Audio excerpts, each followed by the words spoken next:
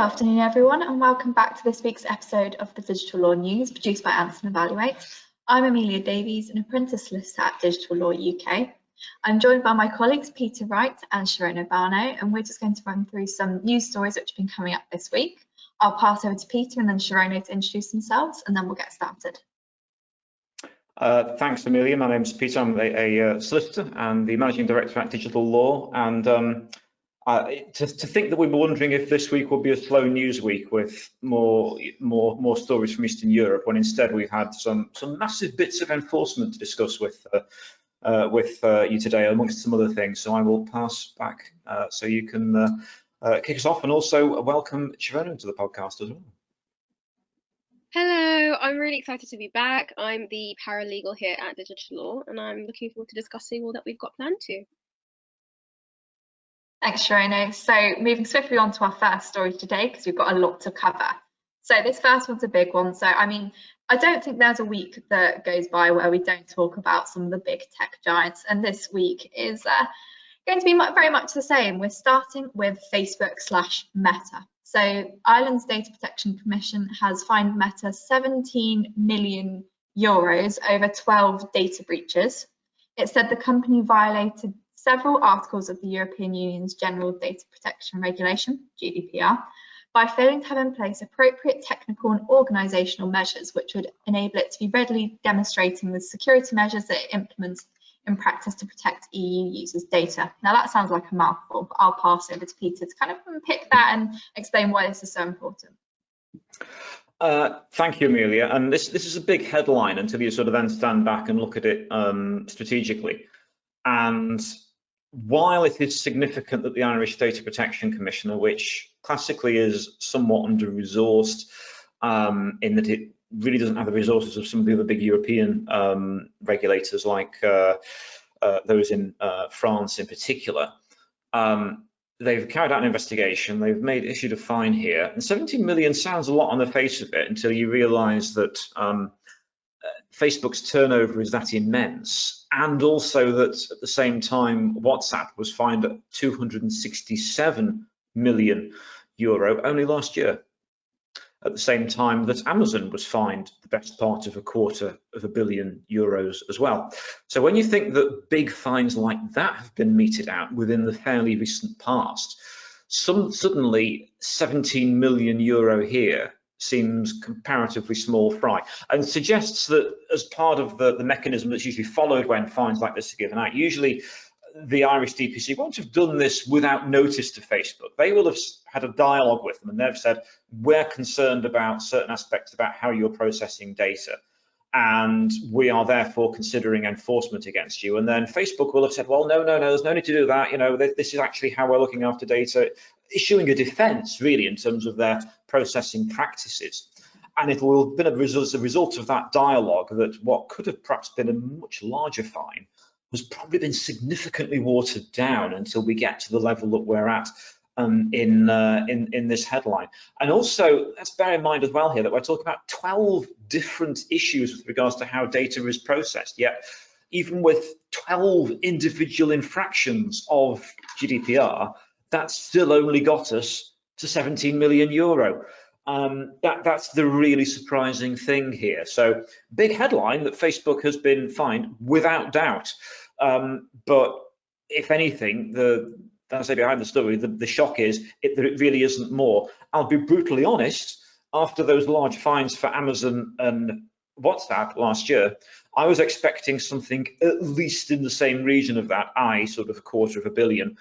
And given it's Facebook, why not go higher? You know, given that you can fine up to 2% of global turnover, you could have gone up to 500 million within, or within that sort of realm, 300, 400 million quite easily. Make it the record bit of enforcement so far against any organisation since they started enforcing GDPR in 2018, and that simply hasn't been done. Clearly, as a feeling that the magnitude of these infractions simply didn't warrant it.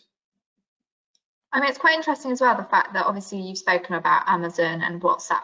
They were, they kind of only breached like sort of one thing. This is 12 data breaches. Exactly. So when you're looking at the size of this fine in relation to kind of the crime, then it very much pales in significance, really. Indeed, and that's just it. It really is a drop in the ocean. And the bizarre thing is, clearly there are problems. That's why they find them. They are in breach, without doubt. But clearly they're felt to be sufficiently marginal as not to be worth one of those larger fines. And this won't be the only thing, I think, that the Irish DPC ends up enforcing against Facebook or Meta for in the coming months and years. So I wouldn't say this is the end of the matter.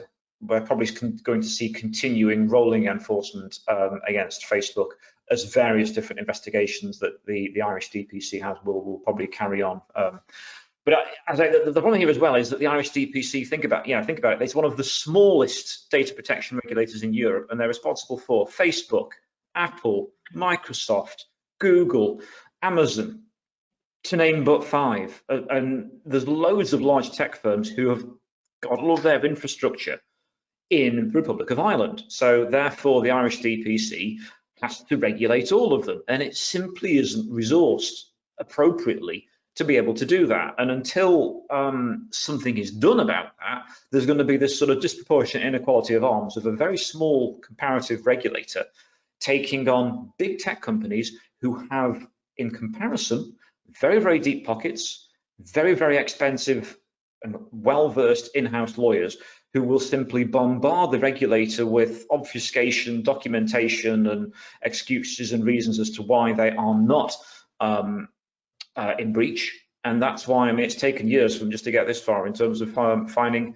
Facebook. And even then, they'll have been worried that we have to get this right. Otherwise, we face being then dragged through the courts potentially by Facebook if we carry this out and they think that they can prove to the court that our enforcement is incorrect. Thanks, Peter. So moving on to our next story today.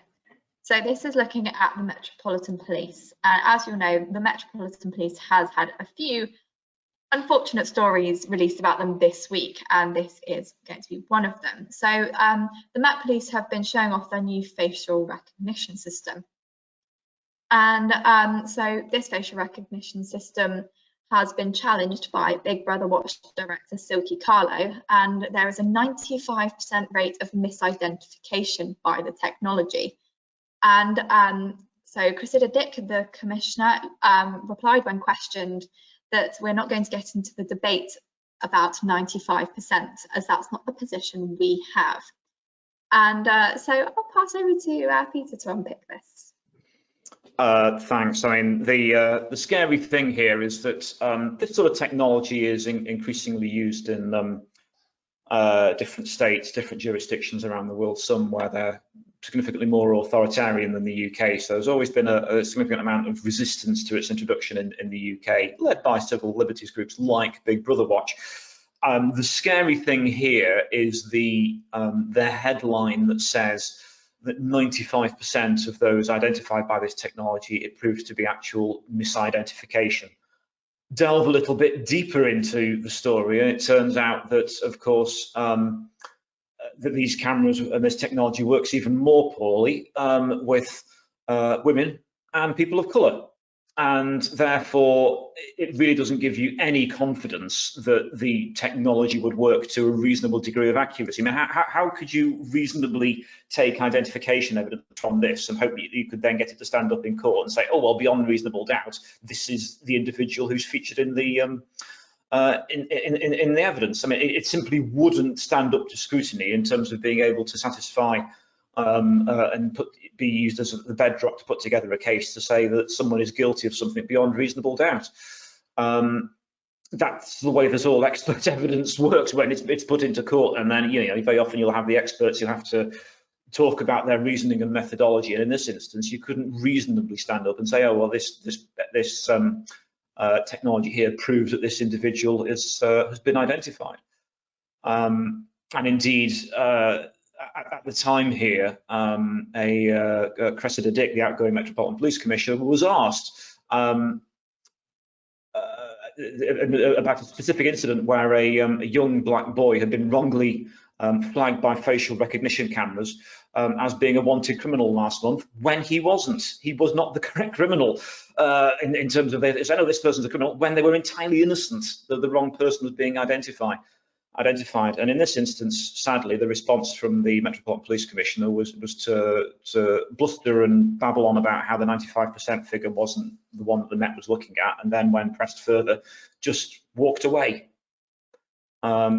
Which somewhat you could argue, if you were being particularly unkind, that was a metaphor for the performance as Metropolitan Police Commissioner when you look at the continuing poor performance of the Met on her watch, sadly, but not exactly a ringing endorsement for this use of technology. I absolutely agree, Peter, and I think this story in particular exemplifies the main issue with AI systems and how careful you have to be when you're building AI, especially one that's so it's predicated on recognition of people, and how more often than not AI has inbuilt discrimination and biases against people, women of color, people of color in general. And so this story in particular, if this is a technology that's going to be in hands of a public body, a public organization like the police, they should be taking extra thought into analyzing whether the AI behind it is actually fit for use, especially when it comes to, again, potential inbuilt discrimination, and that has to be eliminated before any kind of rollout. And it's unfortunate because actually I believe in 2018, the South Wales Police were actually found to be unlawfully using facial recognition technology, and they actually looked at their data protection impact assessment, and they found that it was deficient when they went and assessed the use of the facial recognition technology. So again, it's a trend, and it's unfortunate, and it's something that you have to be incredibly careful with, because facial recognition technology is using biometric data, and that is one of the more special category. It falls under the special category of data under the GDPR. So you can only use this in very, very special circumstances. Exactly, and the really scary thing here as well is that we very often hear of significant big public procurement exercises that take years to properly run their course and for technology or systems to be adopted and implemented. And usually it takes protracted due diligence needs to be carried out, as well as then protracted testing until a system is ready to be used. And therefore, it seems particularly striking in this instance that we have a system being rolled out with such glaring problems, and that's a great example you gave there, Shona, of what happened in South Wales, where their own DPIA proved that there were problems with the system and flagged them up, yet it was still being rolled out. In this instance, we have something that is proved to be 95% inaccurate. I mean, you know, there have been problems in the past with expert forensic evidence being only 90% accurate, and that's felt to be not enough. And this is like switch it around here. We're saying it's actually the other way around. We're saying 95% inaccurate, but we're going to start using it. It really does beg a belief, really. And again, you really do have to question the value to the public purse. When you're okay, you can start using this stuff, but surely when it comes around to them being scrutinised in a court, it will fall at the first hurdle. I think as well, looking at kind of the wider picture here, we're not the first country to start using this technology. This is already, I remember last year, I think we covered a story in relation to other countries using this. I believe at the moment there is 11 other countries using this sort of technology. And it's unclear as to whether they have the same sort of statistics that we do, but thinking kind of bigger than us, if this is going to be the trend used throughout the world, then we are really in a bit of trouble here, and we need to be fine-tuning this technology a little bit more before we start kind of using it in a more broader sense. In fact, I was reading this article that made a point to say that the global industry for facial recognition technology had been on the rise over the last couple of years. So it's already looking bad. I think if it falls into the hand of commercial use, especially, that's when it's incredibly dangerous, because I mean, who think of the kind of people who get their hands on this kind of technology and what could happen. Honestly, it's very dangerous. I think it's also important to bear in mind that I'm sure the argument in terms of why they're keen to sort of rush this stuff into use is sort of public safety and security argument. Oh, you know, if we had this technology, we could stop and prevent terror attacks, identify criminals quickly, etc., etc. Which is all well and good, and absolutely the police need to have, you know, accurate, good tools at their disposal to allow them to do that. The argument here is that this simply isn't a good enough tool yet. It might be in due course, but surely you've got to get rid of some of the what appear to be massive inbuilt biases in terms of the data and how it currently stands. If it's making glaring problems like this isn't something that we would want to then be baking those biases into our wider criminal justice system, surely. No, and that 95% statistic is actually ridiculous. To think that they're still trying to push this through. Like you said, Peter, shocking.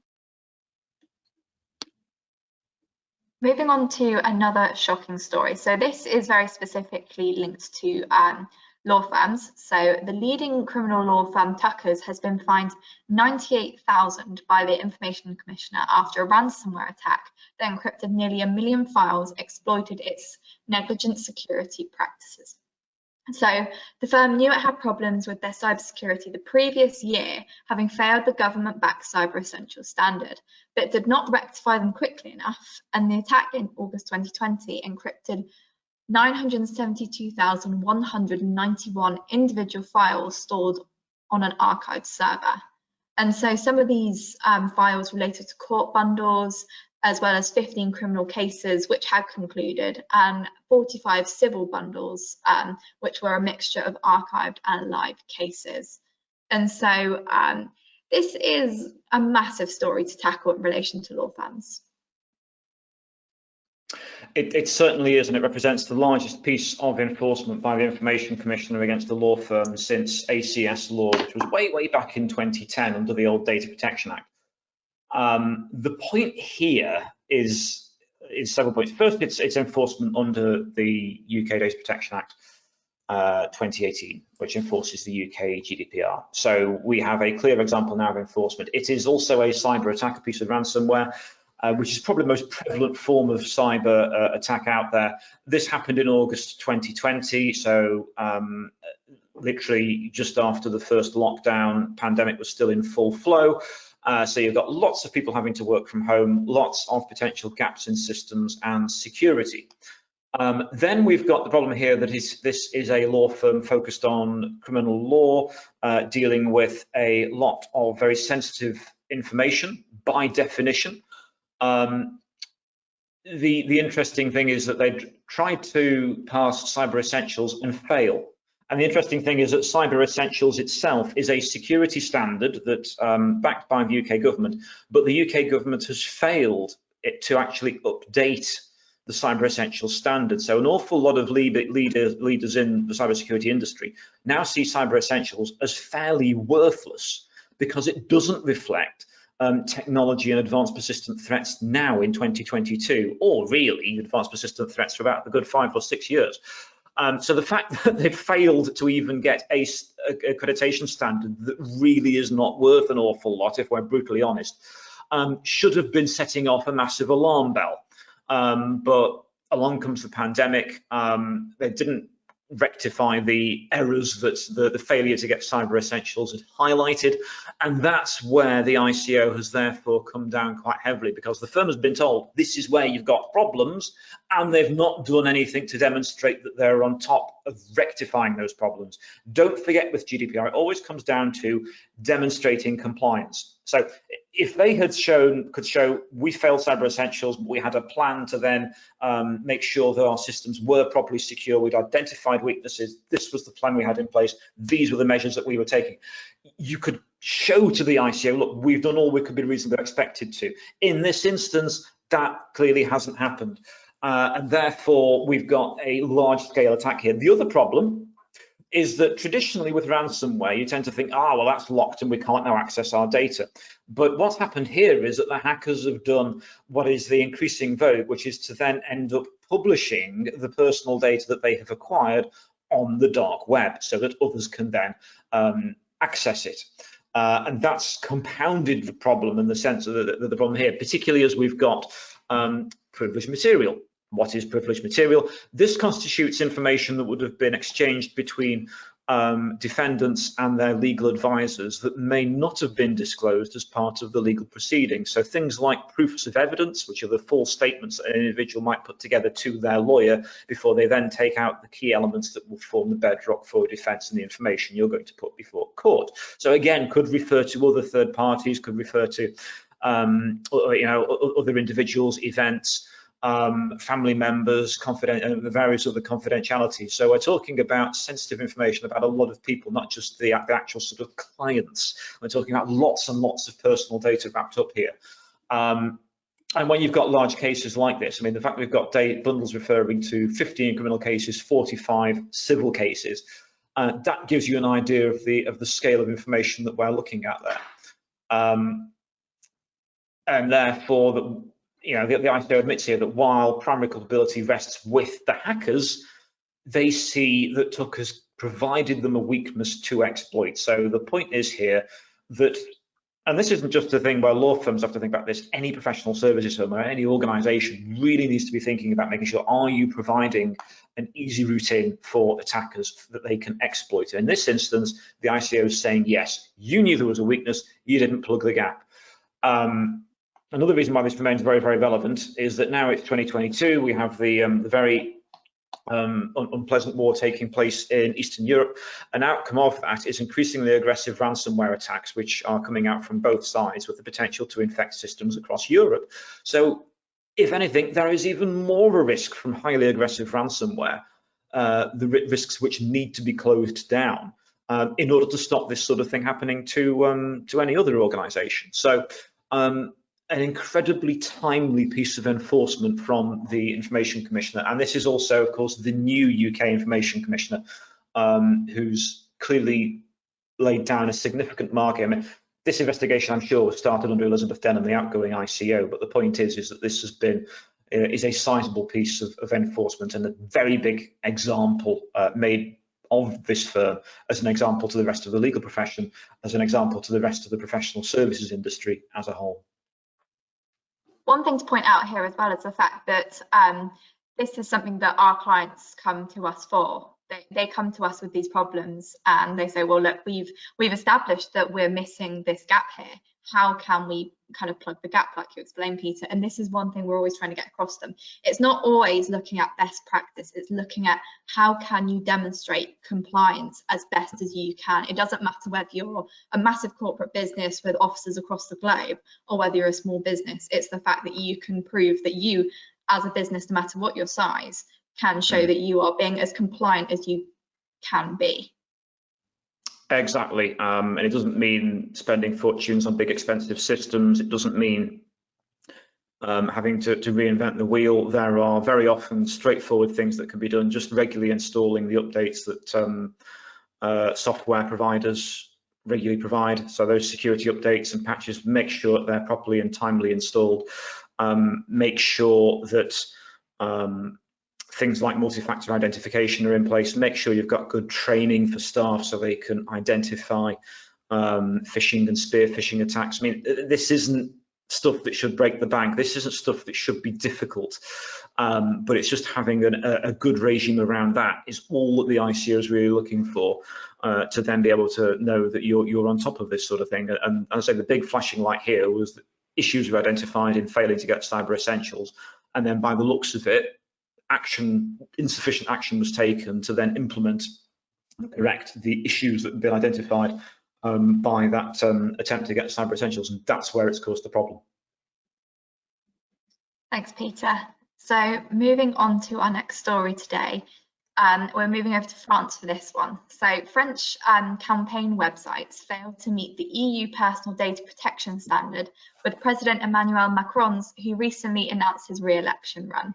So apparently all the campaign websites, none of them fully complied with existing data regulations, whether in terms of data collection, consent or transparency. However, the non-compliance award, I'll use that in speech marks there, that goes to Macron, whose website collects the most personal data via US-based services like Google Analytics, Facebook Pixel and MailChimp. And the collection of this data sometimes took place before consent from the users was obtained. And so we very often are advising our clients in relation to the amount of data that they're collecting, or whether the amount that they're collecting is necessary. And pretty much the big red flag we always wave at them is Google Analytics collects pretty much everything about you. And really, we can't be clear where that data actually goes. So I'll pass over to Peter to dig into this. Thanks, Amelia. I mean, this is just really quite a quick story, but to highlight the point that just when you set up a website, make sure that it's compliant. And the number of times that we speak to clients who go, oh, I'm just setting up this really straightforward website. I don't have many or any cookies on it, but we do have Google Analytics. And you go, well, that means you've actually collecting and storing and processing and transmitting data. People, for some reason, tend to think that Google Analytics is a fairly vanilla piece of software that you don't have to worry about, when in fact you do, because it does collect a lot of information and it does potentially put you in breach of European data protection law as well as UK data protection law. And the point here is it's not a particularly great example when even the French president's own campaign is using using tools on its website that are actually in breach of the European data protection laws that he is seeking to champion as part of his campaign, which says, look, isn't it great that we're members of the EU, we're able to get sort of pan-European regulation of certain things like tech through the European Digital Markets Act, Digital Services Act, in a way that we are able to do more effectively through Europe than if we were trying to do this on our own, as a way to sort of take on some of the, in particular, the far right candidates in the election. So it's incredible, really, that this has happened in the country, France, with possibly the largest and best resourced data protection regulator in Europe, CNIL. Yeah, a bit of a salutary example there. Just, I mean, in this instance, these websites could have been built comparatively quickly for these relatively short presidential campaigns. But it just shows that you can't just rely on what the developer may put together. You do need to actually take specialist advice on how your site is collecting personal data, what it's doing with it, where it's sending it, how it's being used. If you don't, this is the sort of headline that could come up, whether you're a large organisation or a small organisation. And no one really wants to be on the end of a headline or press coverage that says you are abusing or ignoring data protection law. Thanks, Peter. Our next story is looking at cryptocurrency. So the number of reports to the city regulator of alleged cryptocurrency scams more than doubled last year. So the Financial Conduct Authority received 6,372 alerts about suspected crypto frauds last year, up from 3,143 the year before, according to the response to a Freedom of Information request. So this could be due to the rise of Bitcoin and other cryptocurrencies, as well as exchanges that can be traded. And one of the most notorious examples of kind of crypto fraud is the 4 billion OneCoin scam. So a million-person pyramid scheme masquerading as a cryptocurrency investment. This was very interesting here, and the watchdog had flagged concerns about OneCoin in 2016, but months later, the warning was removed from its website after pressure from solicitors of the OneCoin kind of founder, and she is now a fugitive. So I'll pass over to Peter, because I believe this is something that you're very interested in.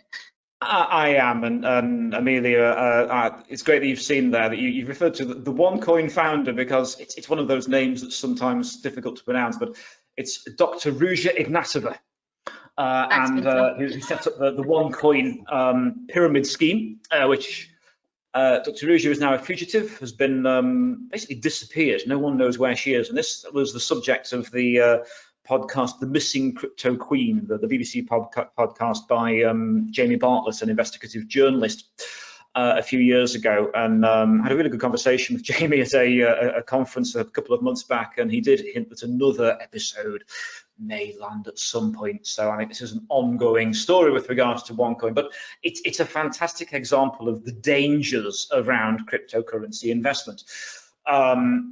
apparently now, if you do try and transfer money from a traditional bank account onto a cryptocurrency platform, there are numbers of sort of requesters that come up from your bank saying, are you really sure about this? And you have to sort of tell it that yes, you are, a number of times, and the bank makes it quite clear that you're basically putting your money into magic beans, and that they will not take any responsibility for any losses that may then be incurred. And in the event of OneCoin, of course, all those investors lost everything because there was nothing there. There was no cryptocurrency. It was all just smoke, mirrors, some brilliant speeches, and a very charismatic founder who gave people confidence in thinking that yes, they wanted to invest in the currency because of the vision that was given. Now, the point here is that the FCA, another regulator without necessarily the enough resources to really get on top of the sector. The FCA, along with the Bank of England, regulates cryptocurrencies in the UK, and that figure of almost 6,500 alerts about suspected cryptocurrency frauds is immense. And things like OneCoin highlight the risk, really, of jumping on the bandwagon and thinking, here is the next big, great cryptocurrency. Here is the next great way to make seemingly a huge amount of money from a comparatively small investment. And this area is comparatively lightly regulated, and the FCA has difficulty in terms of being able to properly keep a handle on all of the scams that are developing in this sector. Bear in mind as well that very often you're talking about currencies, scams that are operating from outside of the UK, but playing and preying on UK supposed investors, but in fact victims is probably a better word to use. It is interesting at that point here that actually the FCA and the Metropolitan Police did flag concerns about OneCoin in 2016, but because of then pressure from OneCoin's lawyers, they took that notice down, and people then carried on investing because they thought, oh, they've been investigated by the FCA and they were happy, therefore it's not a problem. And in this instance, again, it was because they had very aggressive lawyers that actually sort of bullied the regulators into thinking, oh, there isn't actually a problem here, when there actually really was. So it's still very much the Wild West in terms of cryptocurrency. And I think by all means go ahead and invest, but I think you don't ever want to put any money in that you would really want to see back anytime soon. If you're putting money in there, I think you have to be ready to never see that money again, potentially. Well, there you go. 100%. Yes, and I think this really speaks to just the main issues when it comes to speculative assets like cryptocurrencies. One interesting thing I've seen, a trend in this industry, is how it's kind of trying to rebrand itself to Web3. I don't know if any of you have noticed, but I've been seeing that term pop up a lot more lately on LinkedIn and just on the news. And it might be because of the issues that have come to be associated with cryptocurrencies, not only the volatility, but also, again, the scam potential. Even though it's supposed to be heralded as something that is supposed to be scam proof, it's really, really transparent. But yeah, it's quite interesting, this area. I think also with the rise of NFTs, it's going to be interesting how the FCA and other authorities are going to collaborate to kind of work to clamp down on this, because I think to myself, like, honestly, this is going to continue to rise, the numbers of scams, considering how easy it is to create a cryptocurrency or crypto asset. So yeah, it's unfortunate, but yeah. I think you're absolutely right, Sharon, to identify NFTs as a potential area of risk there, because we're seeing some, frankly, incredible sums invested in NFTs, and the question over the veracity of said NFT will have to come into question at some point. Someone is bound to end up putting something out there that is not the true article. Someone will pay a huge amount of money for it, and then what do you do afterwards if you identify that what you thought you were buying isn't actually what you've ended up buying after all? And if I had to predict on one thing that I think is likely to happen this year, I think it will be a significant NFT transaction to subsequently found to be fraudulent.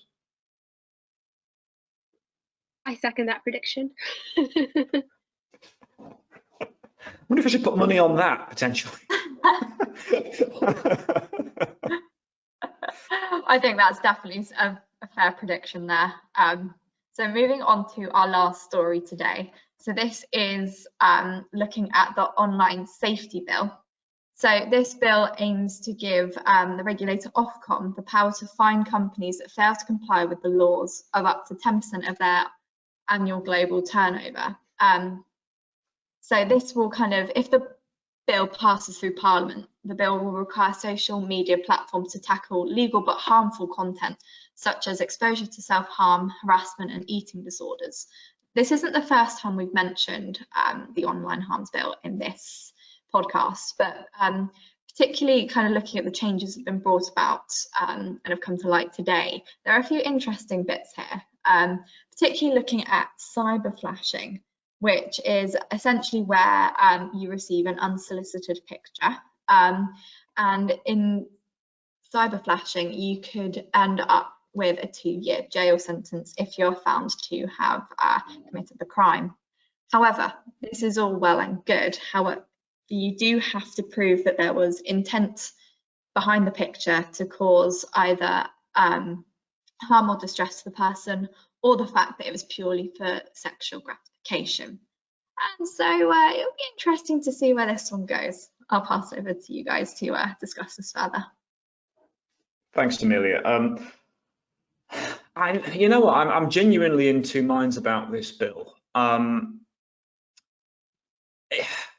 There's a lot of good, well-meaning intention in it, but sadly, we all know sometimes where well-meaning can lead you.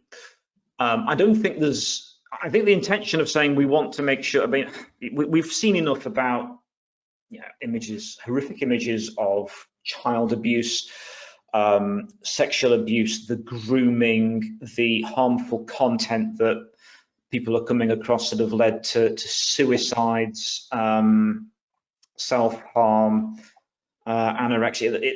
There's a real pit of really nasty material out there on social media, and I think the intention to try and do something about that, rather than just sit there and look at it and not really actively regulate it, which appears to be what an awful lot of the big providers have done, should probably be applauded. Let's face it, if a lot of those platforms were properly actively policing their environments, there wouldn't be a need for this bill.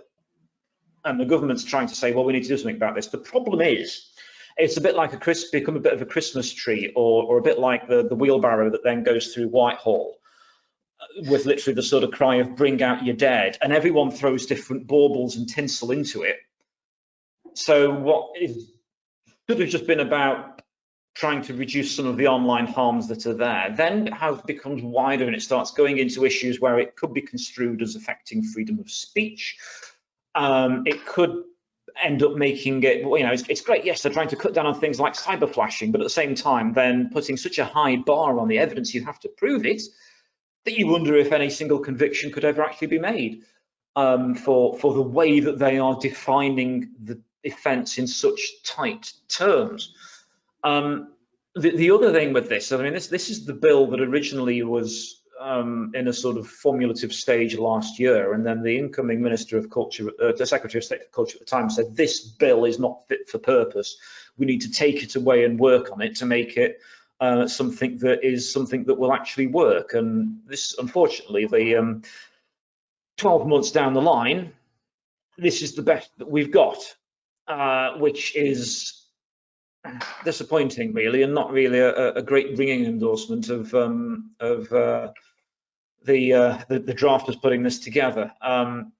Bear in mind as well now that this is going to be a bill that will be subject to passage through the Lords and the Commons, and then, you know, what's going to be struck off it in terms of, you know, this is what we've got now. What's going to be the thing that actually ends up on the statute book? Will more of this face the axe? Will some of it face more amendments? Who knows? I think it's going to be a very contentious passage. I think it's going to take up a lot of government time, and at the end of it, they might end up even finding themselves thinking, was it really worth all the effort after all that, given that what ends up on the statute book could be greatly reduced compared to what's here now. But I don't think that well, let's put it this way, I think we're going to end up talking about this an awful lot over the course of the coming year, where this ends up going between both houses, and I think there'll be an awful lot of issues in terms of yes amendments and lobbying, and an awful lot of scrutiny as well. As well, when you mentioned lobbying there, we are talking about making big tech companies such as Facebook, Instagram, to put protection in place for its users. So this would potentially mean that a lot of the resources that these companies have will need to be funneled into this. And let's face it, they're potentially not going to have everyone's best interests at heart. And so here, when we were looking at lobbying, as we've seen before, the tech giants try to lobby in their favour, which, like Peter said, it might mean that while this is all bells and whistles now, saying we're going to do this and we're going to do that, it might end up very much watered down to something that it was not quite intended to be on the statute book. Indeed, we'll just have to see what makes its way through the parliamentary sausage machine in terms of what actually comes out at the other end. Precisely. So that was our last news story for today. A big thank you to Anson Evaluate for helping us produce this webinar, and we'll be back next week. Just a reminder that these episodes are available on our website, on our YouTube channel, podcast channels as well, such as Spotify and Apple Music. And also a big thank you to Sharono for joining us today. It was great to have you on. As always, it was lovely. Thank you for having me. No problem at all. And we hope to see you all again soon. Thank you.